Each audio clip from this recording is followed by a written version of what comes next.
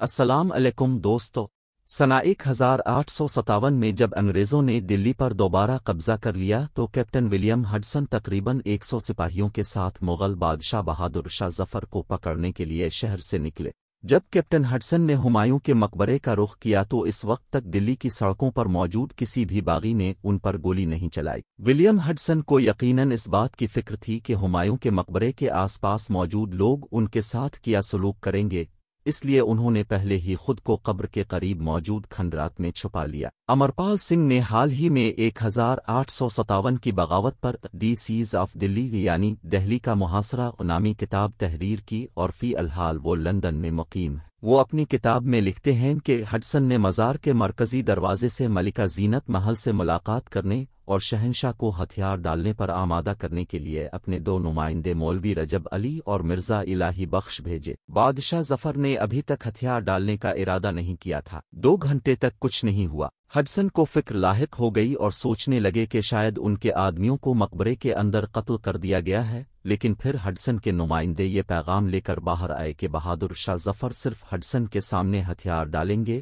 اور وہ بھی اس وقت جب ہڈسن بذات خود جنرل آرچ ڈیل ولسن کے وعدے کو ان کے سامنے دہرائیں گے، اور وہ وعدہ یہ تھا کہ بادشاہ کی جان بخشی کر دی جائے گی۔ انگریزوں کو شروع سے ہی اس بات پر الجھن تھی کہ بہادر شاہ ظفر کو کس نے اور کب جان بخشنے کا وعدہ کیا تھا۔ اس سلسلے میں گورنر جنرل کے احکامات شروع سے ہی واضح تھے کہ باغی چاہے کتنا ہی بڑا یا چھوٹا ہو، اگر وہ ہتھیار ڈالنا چاہے تو ان کے سامنے کوئی شرط عہد نہیں رکھی جائے۔ ابتدا میں جب انگریز دہلی میں داخل ہوئے تو شہنشاہ نے قلعہ کے اندر اپنے محل میں رہنے کا فیصلہ کیا۔ 16 ستمبر 1857 کو خبر آئی کہ برطانوی فوج نے قلعہ سے چند 100 گز کے فاصلے پر باغیوں کے اڈے پر قبضہ کر لیا ہے، اور وہ قلعے میں صرف اس لیے داخل نہیں ہو رہے کہ ان کے پاس فوجیوں کی تعداد کم ہے۔ 19 ستمبر کو بادشاہ نے اپنے پورے خاندان اور عملے کے ساتھ محل چھوڑنے اور اجمیری گیٹ کے راستے پرانے قلعے میں جانے کا فیصلہ کیا۔ 20 ستمبر کو انگریزوں کو خفیہ طور پر اطلاع ملی کہ بادشاہ بہادر شاہ ظفر پرانے قلعہ سے نکل کر ہمایوں کے مقبرے پہنچ گئے ہیں۔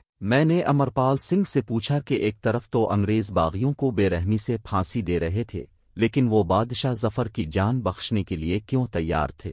اس پر انہوں نے جواب دیا کہ ایک تو بہادر شاہ بہت بوڑھے تھے اور وہ اس بغاوت کے برائے نام رہنما تھے، دوسرے انگریز دہلی میں دوبارہ داخل ہونے میں کامیاب ہو گئے تھے، لیکن شمالی ہند کے دیگر حصوں میں ابھی تک لڑائی جاری تھی، اور انگریزوں کو خوف تھا کہ اگر بادشاہ مارا گیا تو شاید باغیوں کے جذبات بھڑک اٹھیں۔ چنانچہ ولسن نے اتفاق کیا کہ اگر بادشاہ ہتھیار ڈال دیں تو ان کی جان بخشی جا سکتی ہے۔ ولیم ہڈسن نے اپنی کتاب 12 years of soldier's life in India میں ایک عینی شاہد برطانوی افسر کی طرف سے اپنے بھائی کو لکھے گئے خط کا حوالہ دیتے ہوئے لکھا کہ ملکہ زینت محل ہمایوں کے مقبرے سے سب سے پہلے باہر آئی تھیں، ان کے بعد بادشاہ بہادر شاہ ظفر پالکی میں سوار نکلے تھے۔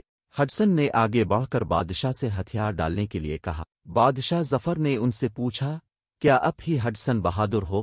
کیا اب مجھ سے کیے گئے وعدے کو میرے سامنے دہرائیں گے؟ کیپٹن ہڈسن نے جواب دیا کہ ہاں سرکار، آپ کو یہ بتاتے ہوئے بہت خوشی محسوس کر رہی ہے کہ اگر آپ ہتھیار ڈال دیتے ہیں تو آپ کی زینت محل اور ان کے بیٹے کی جان بخش دی جائے گی، لیکن اگر آپ کو بچانے کی کوشش کی گئی تو میں اس جگہ کتے کی طرح آپ کو گولی مار دوں گا۔ پھر بوڑھے بادشاہ نے اپنے ہتھیار ہڈسن کے حوالے کیے، جو انہوں نے اپنے الفار دلی کے حوالے کر دیے۔